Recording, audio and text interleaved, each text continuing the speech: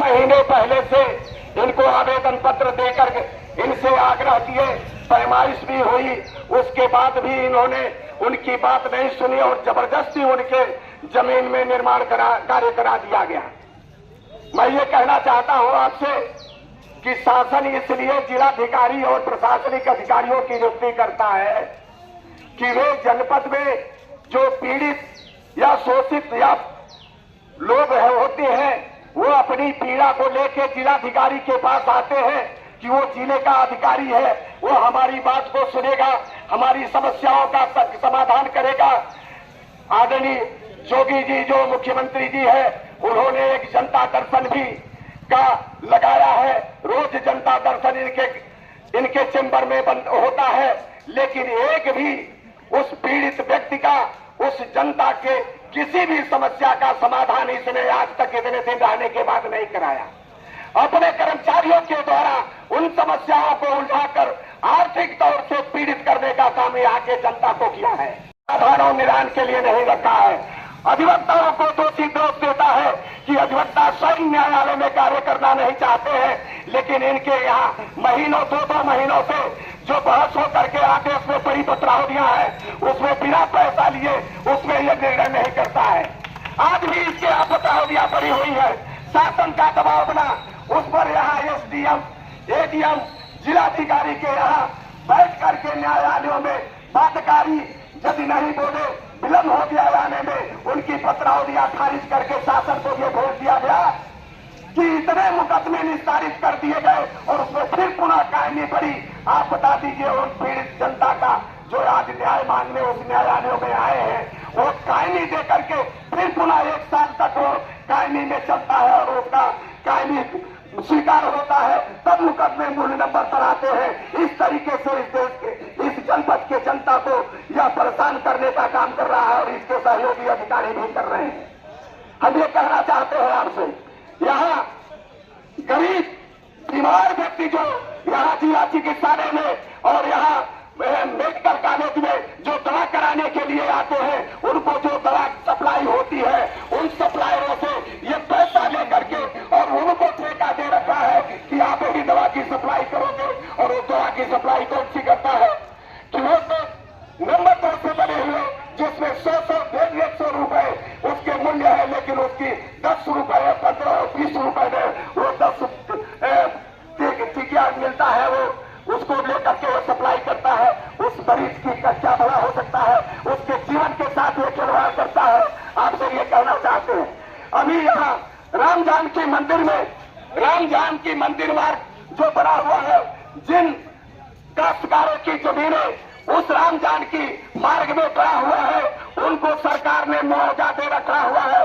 उस मुआवजे के जो पास हुआ है उसमें एडीएम वित्त को यह दे रखा है, वो भी दलाली करता है। 1 से 1.5% वो रुपए लेकर के सैकड़े पर और उनके पैसे को देता है। और यहाँ से ये ऐसे एक बैंक को जो अनाधिकृत बैंक है, जो राष्ट्रीयकृत बैंक नहीं है, उसको गोरखपुर में उस बैंक से उनकी अदायगी करवाता है। यहाँ इतने 12 से 1520 बैंक यहाँ पड़े हुए हैं, लेकिन यहाँ के किसी भी बैंक में उनके पैसों की अदायगी करने के लिए उनका नहीं धनराशि भेजा है। ये कमीशन लेकर के उस बैंक को दे रखा है।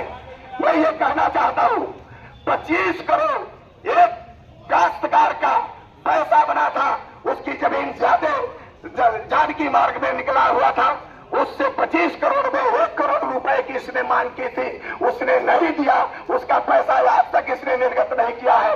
मैं ये कहना चाहता हूँ, इस बंद के माध्यम से मुख्यमंत्री को भी कहना चाहता हूँ, इसकी जांच कराइए और इसके जितना इसने अभूत संपत्ति अपने बड़ा रखा है इस देवरिया जनपद से, उसको रिकवर कराइए और इसके खिलाफ मुकदमा करके उसको जेल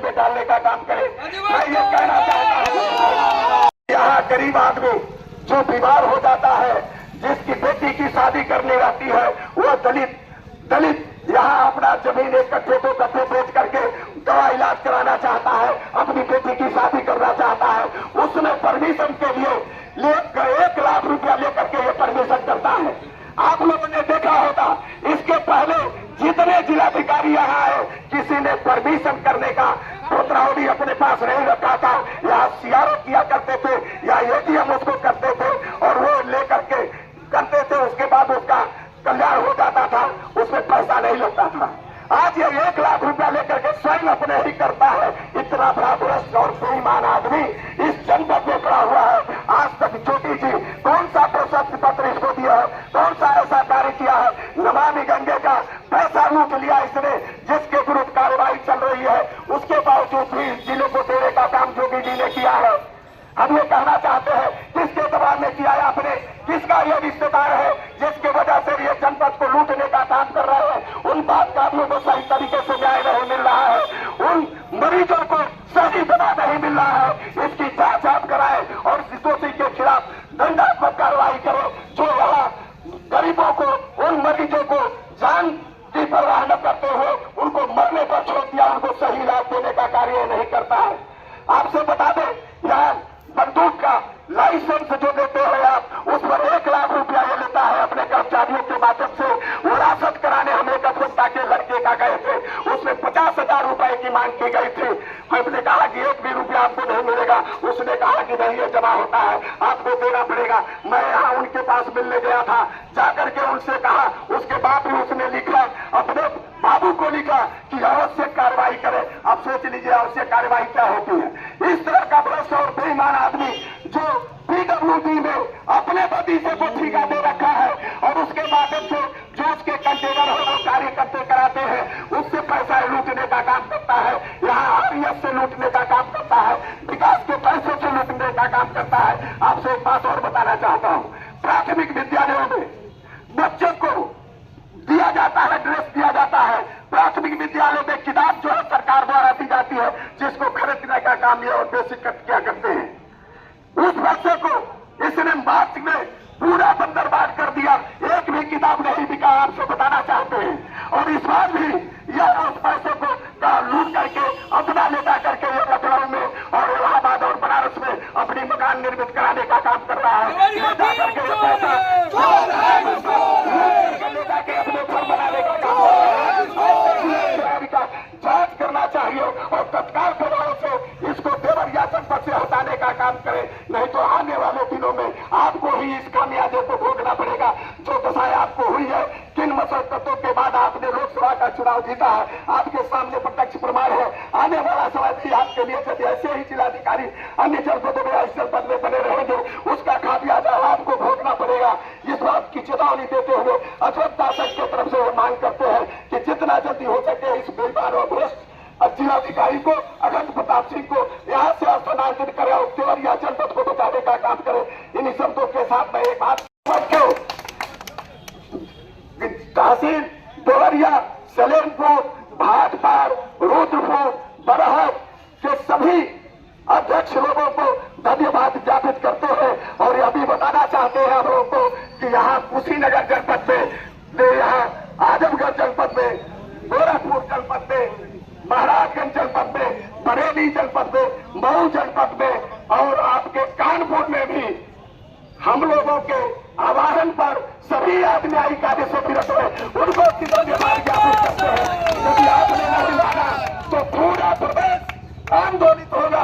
ये मैं कहना चाहता हूँ, ज्योति जी से आह्वान करता हूँ कि तत्काल प्रभाव से इसको स्थानांतरित करें, इस बेईमानों भ्रष्ट से देवरिया जनपद को बचाने का काम करें। इन्हीं शब्दों के साथ अपने भाई को विराम देता हूँ और सभा की कार्रवाई, लेकिन उससे ये बताना पड़ेगा कि तुम बैठोगे तो तुम्हारा हासिल क्या हो सकता है। इन्हीं शब्दों के साथ सभी को धन्यवाद ज्ञापित करते हुए अपने भाई को विराम देता हूँ। जय हिंद, जय भारत, जिंदाबाद जिंदाबाद जिंदाबाद। सोमवार को जिलाधिकारी को अभी हम लोग के शक्ति का एहसास नहीं है। अयोध्या संघ जिंदाबाद, अयोध्या संघ जिंदाबाद। देवरिया डीएम भ्रष्ट है, देवरिया डीएम भ्रष्ट है। अधिवक्ता संघ जिंदाबाद, अधिवक्ता संघ जिंदाबाद। धन्यवाद।